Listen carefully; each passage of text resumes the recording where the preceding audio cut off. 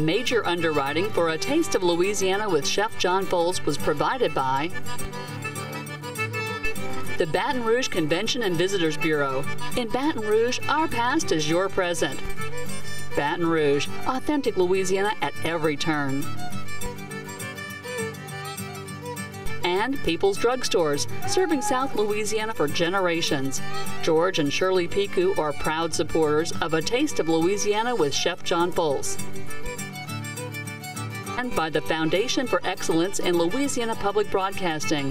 Our mission is to tell Louisiana's story to the world. And by the Louisiana Department of Culture, Recreation, and Tourism. Where you have this architecture, history, music. And the bittersweet cry of the blues. Especially the blues. There you go. How about a dozen? Red beans and rice. We rolling, y'all. We're a nation of immigrants, a country with roots in other soils. Nowhere is that more true than in the country of Louisiana. I'm Chef John Folse, inviting you to tune in to A Taste of Louisiana and a new series dedicated to our food heritage. Louisianians are descendants of 7 primary nations that have influenced every dish we cook today. Welcome to A Taste of Louisiana.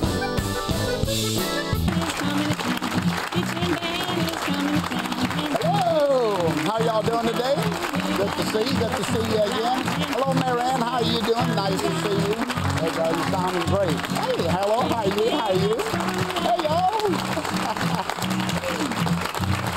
Oh, it's so nice to have all of you. Look at the smiling faces in the audience today. Thank y'all so much for joining me in my kitchen as we continue to search out, discover, and applaud the unique cuisine and cultures that make up our great state of Louisiana. It's nice to have y'all here.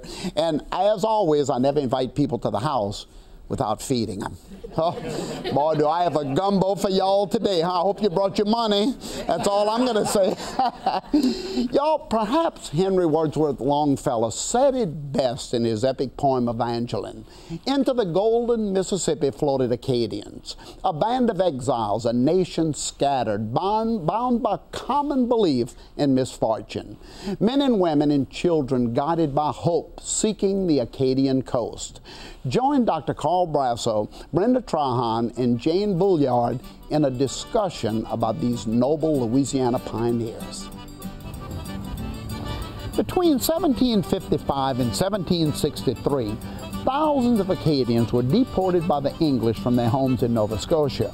These people were dispersed throughout the English colonies and around the world. Many made their way south, and by 1785, Louisiana's Acadian coast became the last refuge for many. At that time, Louisiana was ruled by the Spanish, who welcomed the Acadians. Nearly 1,600 Cajuns arrived in Louisiana's swamps and prairies.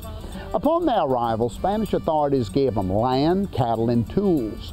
Rations of corn were provided to each person, and each family received an axe, a hoe, sickle, spade, a rooster, 2 hens, and a 2-month-old pig. Each head of the household also received a shotgun.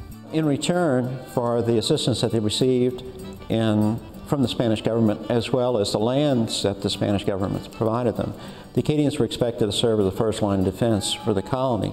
In 1763, through the Treaty of Paris, Louisiana was partitioned in 2, and the British received the eastern half of Louisiana, and in the 1760s they began building military posts at places like Baton Rouge. And the Acadians were settled generally on the opposite riverbank and were expected to take up arms if the British ever tried to invade. Eventually, the Acadians populated many South Louisiana towns and much of the Gulf Coast. Today, approximately half of the world's estimated 2 million Acadians live here in Louisiana. The original Acadian settlements were located along Bayou Teche, along the Mississippi River between Baton Rouge and New Orleans, and Ascension, St. James, Iberville parishes, and later when the 1785 Acadians arrived, there were a number of Acadian settlements along Bayou Lafourche. The exiled Acadians adapted easily to their Louisiana homeland. The only real difference between Nova Scotia and Louisiana was the change from harsh northern winters to hot, humid southern summers. The Acadians living in what was the northern part of Nova Scotia and also in the French territory in what is now New Brunswick, were engaged primarily in trapping and in cattle raising. And so those, not surprising that that's basically what they did when they first arrived in Louisiana. Those who were coming to Louisiana from places like Grand Pré, on the other hand, had been accustomed to farming and had been fairly prosperous as farmers.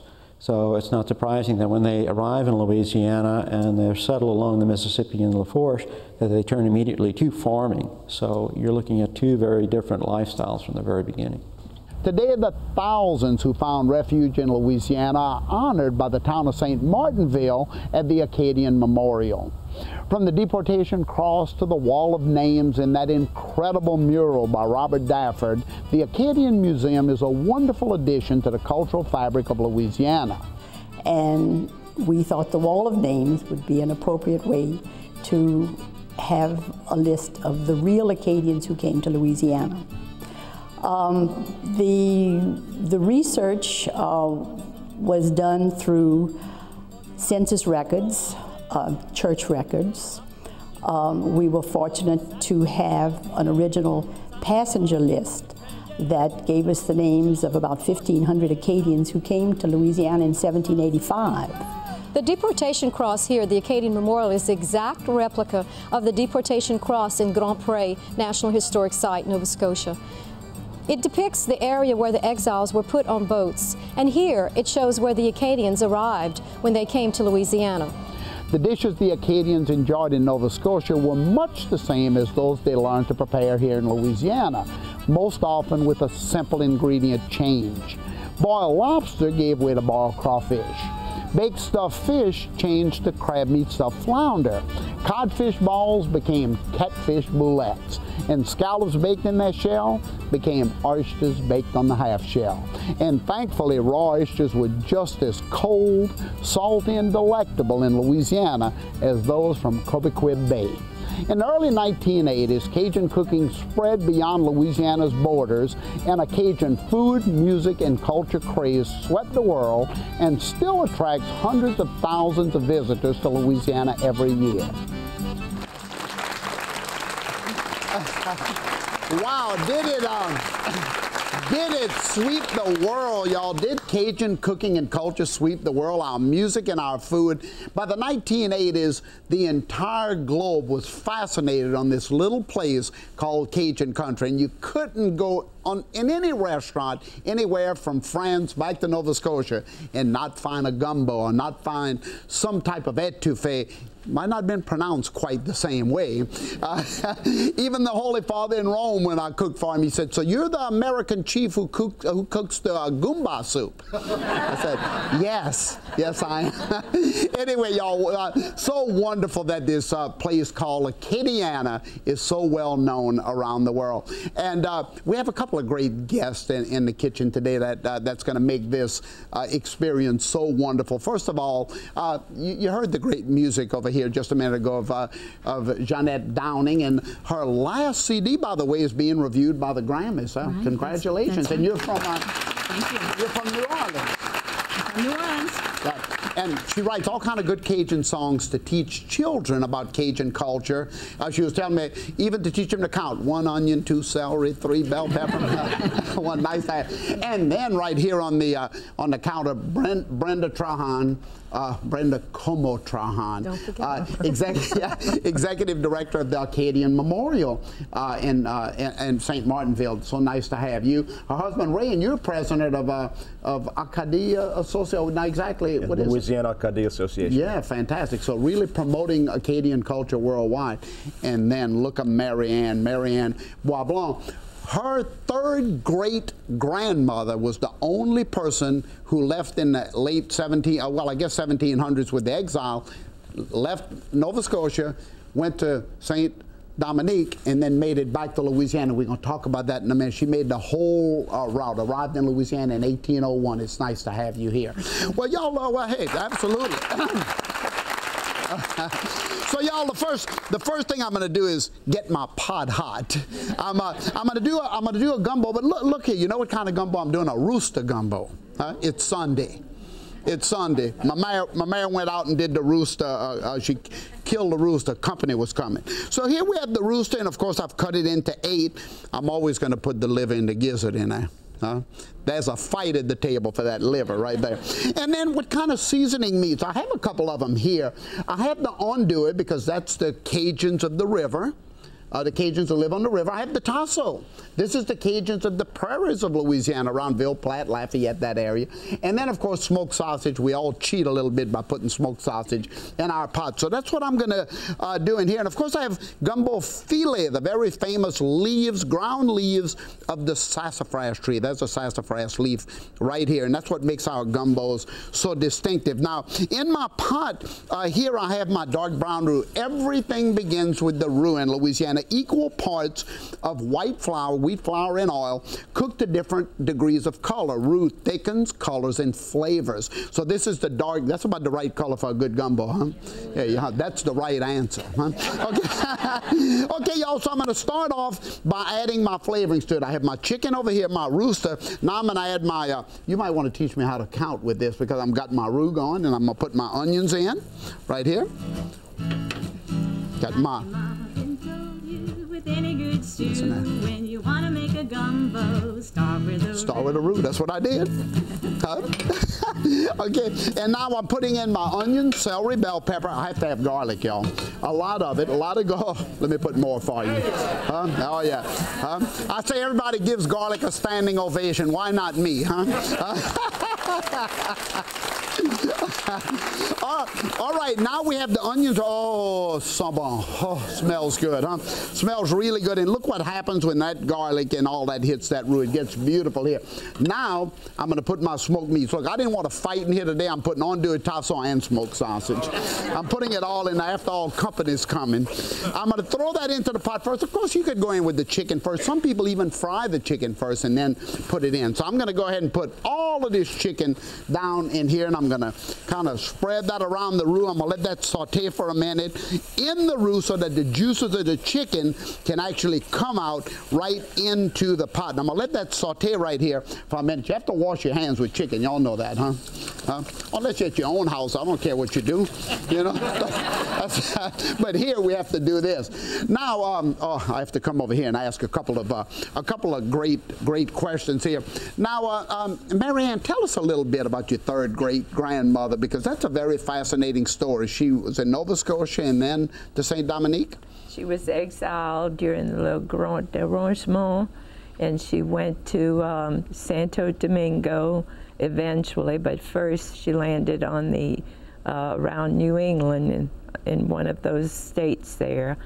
And they were very poor, and they were looking for a better way of making a living. So they heard about what is now Haiti, but it was then Santo Domingo. So they went to Santo Domingo, and she lost her husband, and she lost 4 brothers and her mother, all to tropical fevers. And she met my grandfather, who was Francois Pecot. He was a widower and had children, and she had 2 little children. And so they married and had a very nice lifestyle until Toussaint Louverture came in with his revolution. And that's basically when they moved to Louisiana. And I'm going to finish that story in just a little while. I want my roux to burn. But no, so they left there and then came to Louisiana. Right. Tell me about that Daffodil Mural. That big, beautiful mural is so fantastic. While I stir this, it's really unique in that it shows the arrival of the Acadians, the 4 groups that came.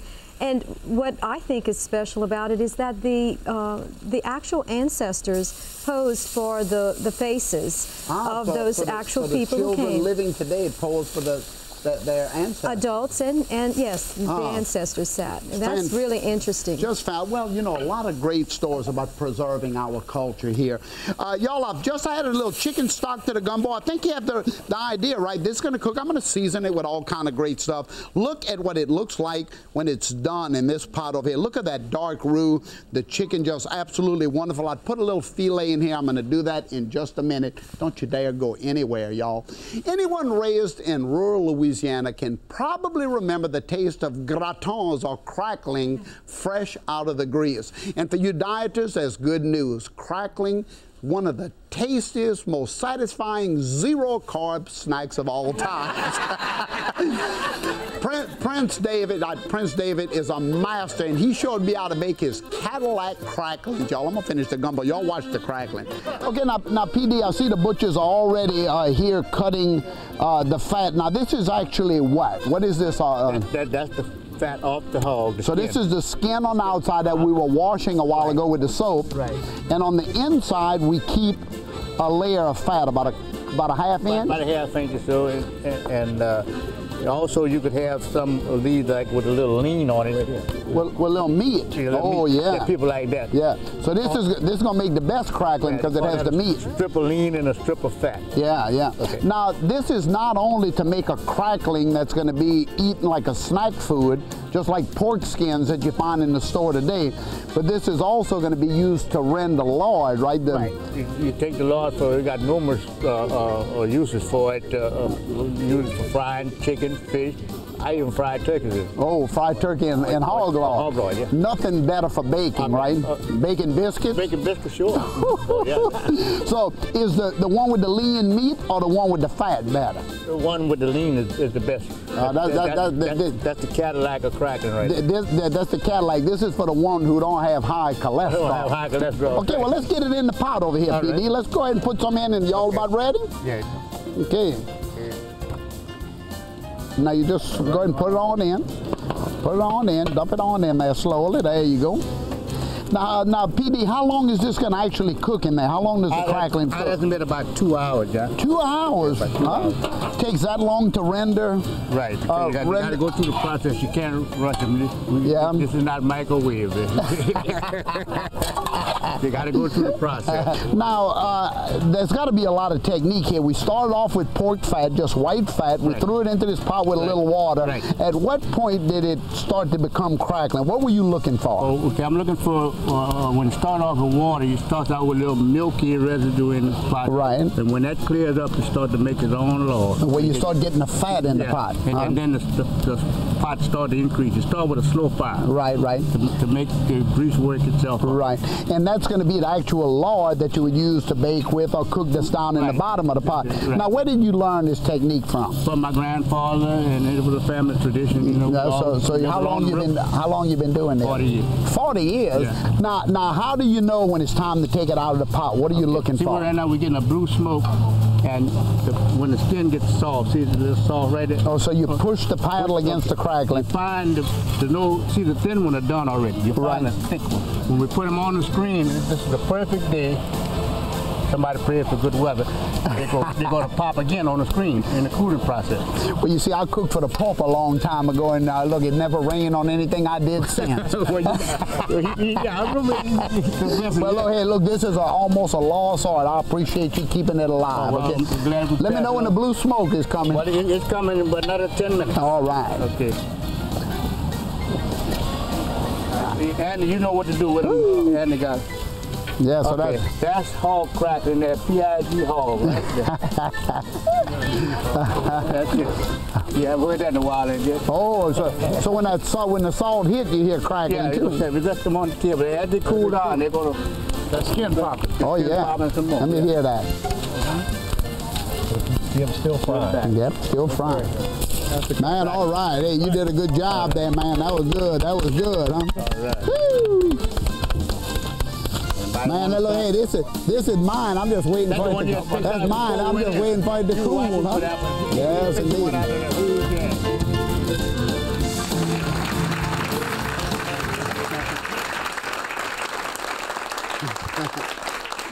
And y'all, Wednesday's gratons right out of the pot. It's crackling.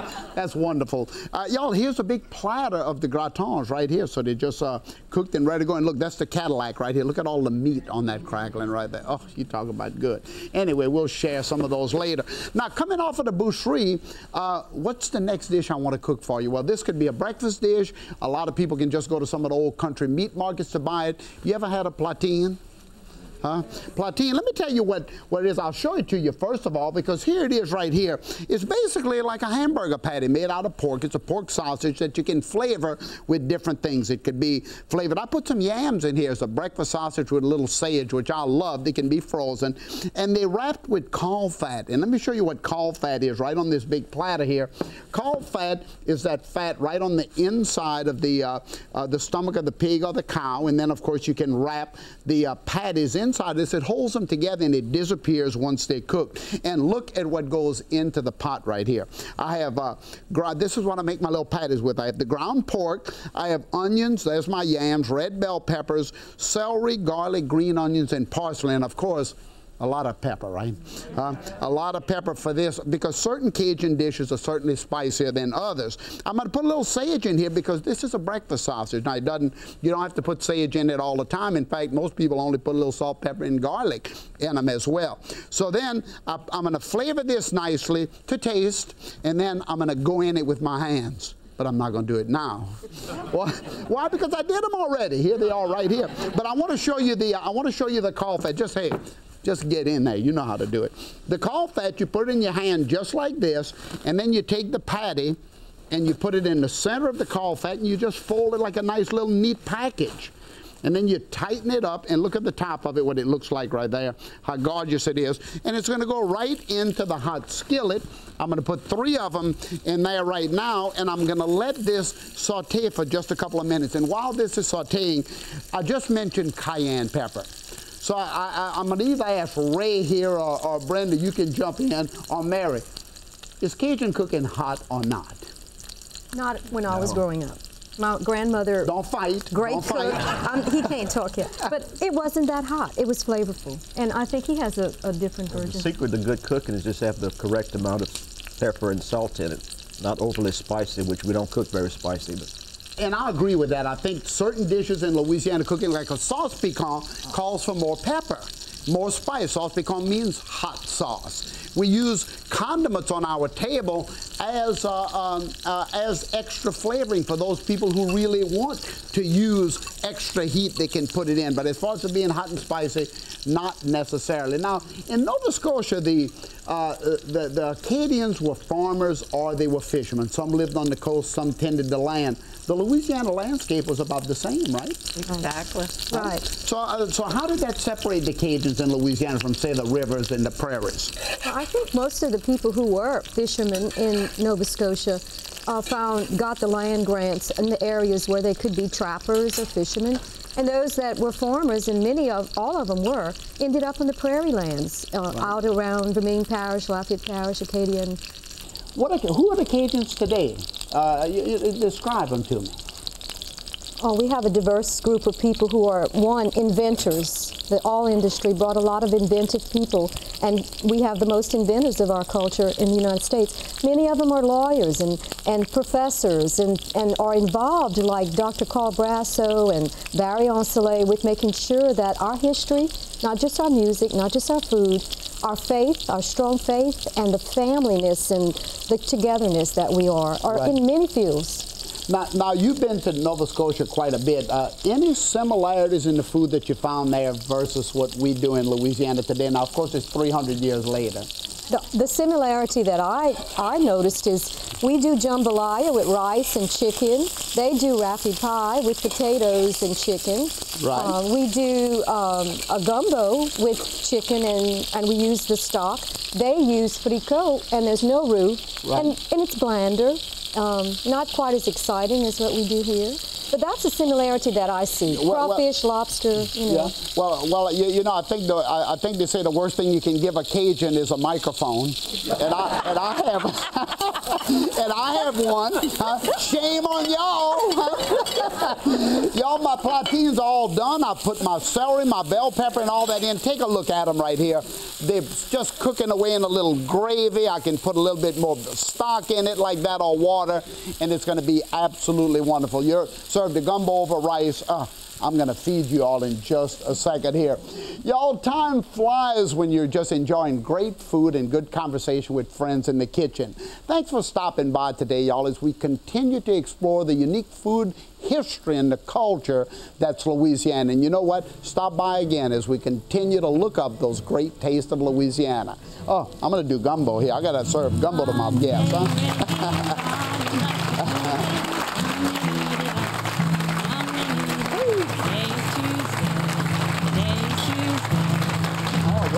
How's the gumbo? Thank you so much. To purchase the Encyclopedia of Cajun and Creole Cuisine by Chef John Folse, featuring more than 750 traditional recipes, a CD-ROM of the book, or a copy of the program featuring all 3 episodes of Today's Culture, call the number on your screen.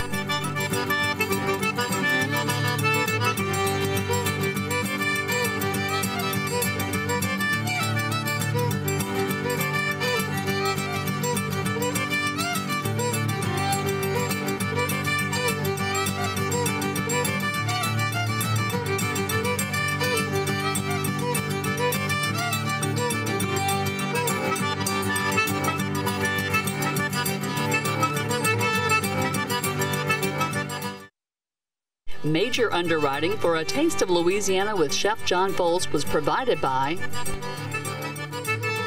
the Baton Rouge Convention and Visitors Bureau. In Baton Rouge, our past is your present. Baton Rouge, authentic Louisiana at every turn. And People's Drugstores, serving South Louisiana for generations. George and Shirley Pecot are proud supporters of A Taste of Louisiana with Chef John Folse. And by the Foundation for Excellence in Louisiana Public Broadcasting. Our mission is to tell Louisiana's story to the world. And by the Louisiana Department of Culture, Recreation, and Tourism. Where you have this architecture, history, music. And the bittersweet cry of the blues. Especially the blues. There you go. How about a dozen? Red beans and rice. We rolling, y'all.